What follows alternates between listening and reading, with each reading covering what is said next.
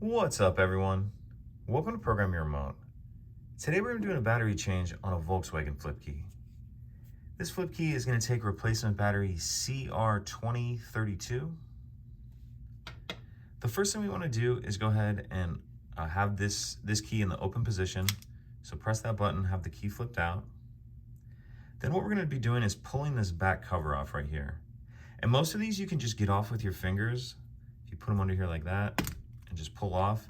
If yours is coming off particularly tough, you may want to use a flathead screwdriver or something to help you. But again, most of them you'll be able to just pull off with your fingers as I just did. Then once you get that cover off, we can see our battery right here.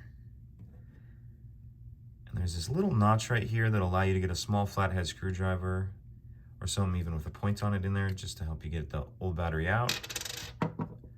We'll grab our new one, and we want to make sure that we're installing that with the plus side up. Plus side up. Go ahead and snap that in there like that. We'll put this back cover on, and that's it. Pretty simple. If you have any questions, please let me know.